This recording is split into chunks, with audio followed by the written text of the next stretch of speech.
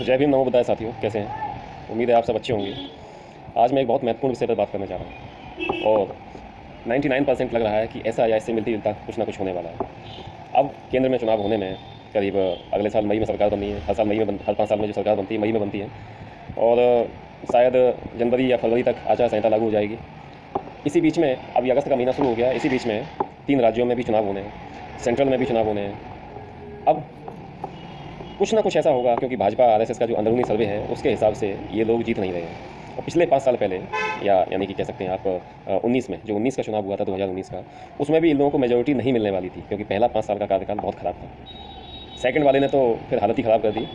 पहले 5 साल में कुछ सब्जी दिखाए, कुछ ना कुछ किया, थोड़ा थोड़ा कुछ जनता को पागल बनाया, लॉलीपॉप बना दिया। लेकिन सेकंड में इन लोगों ने अपने रंग दिखाए चालू किए। ये मैंने पहले भी कहा था कि फर्स्ट कार्यकाल तो ठीक ठाक चला लेंगे ये लोग, लेकिन सेकंड में बहुत कुछ करेंगे और यही देखो हो रहा है आज।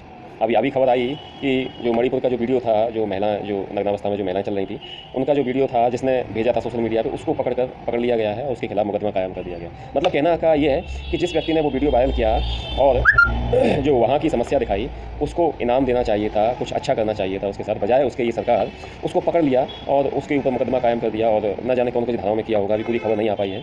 तो ऐसे लोगों को ये लोग परेशान करते हैं। तो अब सोचिए, इस वक्त सरकार बौखलाई हुई है, क्योंकि विपक्षी पार्टियां भी ज़्यादातर एकजुट हो चुकी हैं। इन्होंने कई तरह के प्लान तैयार कर रखे हैं, जैसे कि अभी सीबीआई का ईडी का जो हेड है आनंद मिश्रा, उसका कार्यकाल 1-1.5 महीने और बढ़वा लिया। बढ़वाना तो पूरा 1 साल था, लेकिन सुप्रीम कोर्ट इस वक्त बीच में आ गया। उसने पहले 31 जुलाई तक का टाइम दिया था, लेकिन 31 जुलाई से पहले 26-27 तारीख में लोग चले गए। तो उन्होंने 1.5 महीने का टाइम और दिया है। देश हित का हवाला देते हुए उन्होंने कहा कि देश हित के ऊपर कई सारी फाइलें हैं, ये है वो है, ऐसा करके। तो सुप्रीम कोर्ट ने 1.5 महीने तक का टाइम और दिया और साथ में बोल दिया कि 1.5 महीने के बाद किसी भी कीमत पर। तो इसी बीच में इस तरह की ग्लोबल मानसिकता के बहुत सारे लोग मिल जाएंगे, खासकर सवर्णों में सभी लोग इसी तरह के हैं। कोई ना कोई मिल ही जाएगा, इन्हें मिल चुका होगा ऑलरेडी। और इससे क्या है, ट्यूनिंग बन चुकी थी। बड़े स्तर बहुत हाई लेवल की बातें होती हैं, तो इनको आप लोग इतना आसानी से नहीं समझ सकते। तो हाई लेवल की बात है, तो इसलिए इनकी ट्यूनिंग बैठ चुकी है। दूसरी बात यह है कि अंदरूनी खबरें आ रही हैं कि 10 बड़े नेता हैं विपक्षी पार्टियों की, जिनको अंदर डालना है या उनको प्रताड़ित करना है, या तो वो अंदर जाने के लिए तैयार हैं या फिर इनके साथ आ जाएंगे। ऐसा कुछ ना कुछ होने वाला है। तो उसके लिए आनंद मिश्रा की इनको बहुत ज़रूरत थी। तो सुप्रीम कोर्ट में तो कुछ और कहा है कि कुछ और किसी और मकसद से मतलब इसको रोकना था, लेकिन अंदरूनी खबरें ये, और असली बात यह है इस वजह से रोकना था। तो ये हो चुका दोस्तों। अब इनकी जो ग्लोबल मानसिकता जो आज तक चलती आई है, अभी तक टीवी मीडिया सोशल मीडिया पर इनके IT सेल का जो नाटक चलता है, उससे ये पिछले 9 सालों में दिमागों में इतना ज़्यादा कीचड़, इतना ज़्यादा नफरत भर दी गई है। खासकर नए युवा जो लड़के हैं, जिनको कुछ समझ आता नहीं है, वो अलग अलग विचारधाराओं के पीछे भाग रहे हैं। और अलग अलग तरह से लोग, जैसे मार्केट होता है ना, सब्जी मार्केट या फलों का मार्केट, एक आम उसके यहाँ 80 रुपये का है, वही उसी जैसा दिखने वाला आम उसके यहाँ 60 रुपये का है। और कोई पीला आम, कोई नीला आम, सब अपनी अपनी तरफ लुभा रहे हैं। हर व्यक्ति अपनी तरफ अपनी अपनी योजनाएं लेकर आ गया सामने। ऐसा ही आज राजनीति में भी हो रहा है। तरह तरह के नेता आ गए हैं और ज़्यादातर इन सब का एक ही उद्देश्य है, बहुजन समाज का कोई लीडरशिप तैयार ना हो। और जो बहुजन समाज का लीडरशिप तैयार हो भी रहा है, उनके ऊपर भी सच कहें तो अभी तक डाउट है, क्योंकि वो जाते हैं वहाँ के जो मतलब मिलना, संविधान को बदलने की बात करता था, या जो उसकी लड़की से मिलता है। और आप समझ रहे होंगे मेरा इशारा किस पार्टी के मुखिया की तरफ है।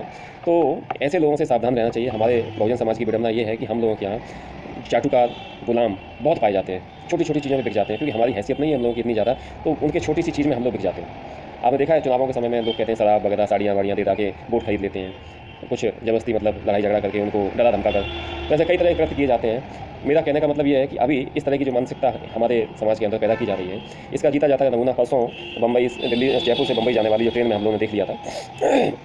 जिसको रक्षक समझते हैं वही भक्षक निकला, और उसने सबसे पहले अपने OBC समाज से आने वाले मीणा जी हैं ISI, उनको खत्म किया। उसके बाद एक मुस्लिम को, फिर एक 65 साल के मुस्लिम को, फिर अगली पेंट्री कार तक पहुंचा, वहाँ भी एक मुस्लिम को खत्म कर दिया। बोला कि अगर इंडिया में रहना है कि योगी मोदी कहना है, इनको वोट देना है। तो ये गोबर आखिर आया कहाँ से दिमाग में, ये गोबर कहाँ से आ रहा है दिमाग में? अब दोस्तों, मैं आपको ये जो सबसे खतरनाक बात थी वो ये बताने जा रहा हूँ कि 2024 के जो चुनाव आने वाले हैं, उसमें किसी भी कीमत पर ये प्रेजेंट में जो सरकार है वो जीतना चाहती है। उसका पूरा उद्देश्य है, इसके लिए अरबों रुपया अमेरिका में उन्होंने छोड़ रखा है EVM हैकिंग के लिए।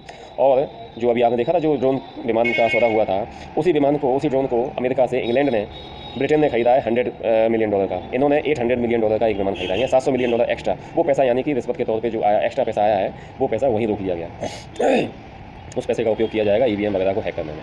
पहली बात। दूसरी बात, टोटल EVM से हैकिंग करके चुनाव नहीं जीता जा सकता। इसके लिए लोगों के दिमाग को भी हैक करना है। पिछले 9 साल में ये लोगों के दिमाग को हैक कर रहे हैं, उसमें गोबर भर रहे हैं, और वो गोबर इस कदर हावी हो चुका है, जो हमने उसकी बांदगी अभी परसों ट्रेन में देख ली, सिपाही ने कत्ल किया, और भी जगह जगह देखते आ रहे हैं, ये सब देखने को मिल रहा है। तो दिमाग को हैक करना, लेकिन फिर भी अभी क्या है कि दिमाग को हैक करने से ही फायदा नहीं है। पेट भी मांगता है, पेट खाना मांगता है। जब पेट के ऊपर लात पड़ रही है, जब पेट कहता है कि यार खाना चाहिए हमें, लेकिन इतनी महंगाई है, गैस इतनी महंगी, सब्जी इतनी महंगी, रोटी चीनी चावल कहाँ से खाएगा आदमी, क्या है, तो उसके लिए थोड़ा सा आदमी फिर इनके खिलाफ हो जाता है। लेकिन इनके खिलाफ होने के लिए अब क्या करना, दिमागों में पिछले 9 सालों में धर्म का जो काल्पनिक धर्म है, उसका जो पागलपन है, जिसको कहे अतिरेक या धर्मांधता, वो इस कदर हावी हो चुकी है हमारे लोगों के ऊपर, खासकर ओबीसी समाज के लोगों के ऊपर, और थोड़े बहुत बहुजन समाज के एससी और एसटी वर्ग से भी हैं, उनके दिमागों के ऊपर भी। अब इसका फ़ायदा ये लोग चुनाव में उठा सकते हैं। क्या उठा सकते हैं? आपको याद होगा 2019 में जब चुनाव हुए थे, तब ये लोग इतनी सीटों पर नहीं जीत रहे थे। इसकी जस्ट आधी सीटें इनके पास आ रही थी इनके सर्वे के हिसाब से, लेकिन एक गेम ने, एक पुलवामा और एक बालाकोट ने सारा खेल बना दिया, बदल दिया, मतलब पूरा खेल। तो पुलवामा जो किया गया था, कितने जवान शहीद किए गए, उनको आज तक वो फैसिलिटी नहीं मिल पाई, उनको परिवार वालों को सुनाया, आज तक मुआवजा तक नहीं मिल पाया। थोड़े बहुत को मिला भी है, वो कुछ हद तक। प्रधानमंत्री उस वक्त फ़ोटो खिंचवा रहा था और बाड़मेर वगैरह में, जाने कहाँ जंगल में, और वो सैनिक शहीद हो रहे थे। उसके 3 घंटे बाद मतलब स्टेटमेंट आया कि इस प्रधानमंत्री से कांटेक्ट नहीं हो पा रहा था। बाद में कहा कि हम तो जंगल में थे, वहाँ पर सिग्नल नहीं मिल रहा था। क्या पॉसिबल है कि एक प्रधानमंत्री जैसी चीज़ जंगल में जाए और उसे सिग्नल ना मिल पाए? ऐसा संभव मुझे नहीं लगता, क्योंकि देश का सबसे बड़ा नेता होता है, उसकी सिक्योरिटी हाई लेवल की होती है, हर चीज़ हाई लेवल का होता है। तो ये है। उसके बाद में फिर इन्होंने पाकिस्तान में दिखाया कि पाकिस्तान में हमने बम डाले हैं, फलाना ढिमका। उसके ऊपर भी बहुत विवाद हुआ था। पाकिस्तान ने कहा कि हमारे यहाँ कोई बम नहीं पड़ा है, और बहुत लोगों ने खोजबीन भी करी थी और पूरी खोज करके निकाल के ले आए थे कि कोई ऐसा बम नहीं डाला गया है। और एक हेलीकॉप्टर जो दुर्घटनाग्रस्त हुआ, वो भी इंडिया की सीमा के अंदर ही था। तो इस तरह के खेल अब भी हो सकते हैं। अब खेल का तरीका चेंज हो सकता है। क्यों? इस बार एक तो राष्ट्रभक्ति और एक धार्मिक भक्ति, इन दोनों का काम करना है, दोनों का मिलन कैसे करना है। तो इसमें जैसे भारत में जो मंदिर हैं, मंदिरों के लिए ओबीसी समाज तो पागल है ही, और ऐसे समाज में भी बहुत सारे लोग हैं जो एक तरह से पगलाए हुए हैं। अब ऐसे समय में क्या होगा, एक काम से एक तीर से तीन निशाने लगेंगे। धार्मिक भावनाओं को आहत करके राष्ट्रीयता पैदा करी जाएगी। राष्ट्रीयता पैदा करके उनके अंदर जो आक्रोश भड़क रहा है, उसकी दिशा मोड़ दी जाएगी। कैसे? सपोज करिए अयोध्या का राम मंदिर वगैरह है, या और भी जो बड़े बड़े मंदिर हैं, इनमें से किसी के ऊपर स्ट्राइक कर दी जाए और बम फोड़ दिए जाएँ, 10-20-50 लोगों को मार दिया जाएगा। इसमें मुस्लिम आतंकवादी संगठनों का जैसे मोहम्मद है, हिजबुल मुजाहिदीन है, और जाने कौन कौन से बहुत सारे संगठन हैं, सिमी और भी कई तरह के हैं। तो इन सब का आपस में कनेक्शन है। आरएसएस का इन सब का आपस में कनेक्शन है, क्योंकि ये सब एक ही दूसरे से ज़रूरत पर मतलब सहायता लेते रहते हैं। सबको पता है कि क्या करना है, कैसे करना है, जनता को कैसे मूर्ख बनाना है, आपस में उलझाए रखो, अपनी सत्ता कायम रखो। तो ऐसे किसी संगठन का नाम लगा दिया जाएगा। अब इससे हुआ क्या, जिनको हिंदू बनाया हुआ है, बहुजन समाज, ओबीसी समाज, इनको बनाया हुआ है, उनका आक्रोश बढ़ा जाता है। हमारे मंदिर पर मुसलमानों ने कब्जा किया है, ये क्या? नतीजा क्या होगा? मणिपुर जैसी आग पूरे देश में लगेगी, दंगे भड़केंगे, मुस्लिमों को मारेंगे, मुस्लिम भी फिर अपने बचाव में सामने आएंगे, तो वो भी मारेंगे, काटेंगे, उनका नाम लगेगा, वो मारेंगे, इनका नाम लगेगा, वो ये मारेंगे। अब इसी पे क्या होगा कि धार्मिक आक्रोश को उधर मोड़ दिया। अब उसके बाद राष्ट्रीयता पैदा कर दी जाएगी।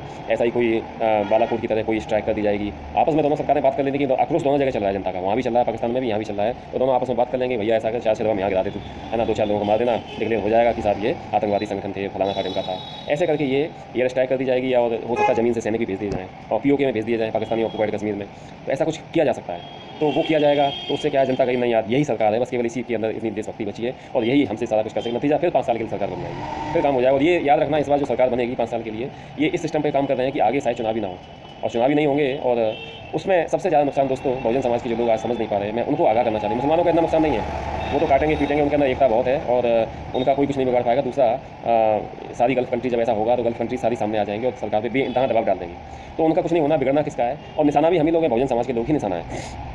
खासकर एससी समाज पहले निशाना बनेगा। क्यों? क्योंकि ये परम पूज्य बाबा साहेब के विचारों पर चलने वाला वर्ग है, और इस वर्ग के ज़्यादातर लोग बदल चुके हैं, है ना। 50% से ज़्यादा लोग बदल चुके हैं। बाकी रही बची ओबीसी की बात, तो ओबीसी तो पहले से ही अभी भी उनके दिमागी रूप से, धार्मिक रूप से गुलाम है, और उनके कब्जे में ही है, और मंदिरों के प्रति बहुत पजेसिव है। तो उनका बाद में नुकसान होगा। पहले एससी समाज का, एसटी समाज का होगा, फिर इनका ओबीसियों का होगा, है ना। ये चीज़ें अभी आपको शायद समझ में नहीं आएंगी। कई लोग मुझे गालियाँ भी लिखेंगे इस वीडियो में, कई लोग कुछ और भी बात करेंगे, लेकिन जो सच है वो सच है। सच्चाई से मुंह मोड़ना अपने आप में ऐसा है जैसे कि कहते हैं कि शुतुरमुर्ग जब खतरा आ जाता है, शुतुरमुर्ग अपना सिर को बालू में दबा लेता है।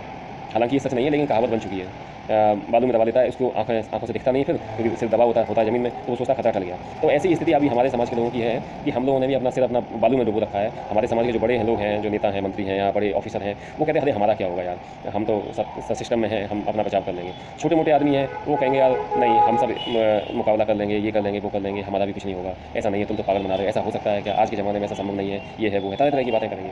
लेकिन मैं आपको अभी भी एक छोटा सा उदाहरण देना चाहता हूँ कि जैसे ये कसाई होता है ना, कसाई मीट काटने वाले, तो कसाई के दुकान के सामने एक मुर्गे का पिंजड़ा रखा होता है, उसमें 20-30-50 मुर्गे भरे होते हैं।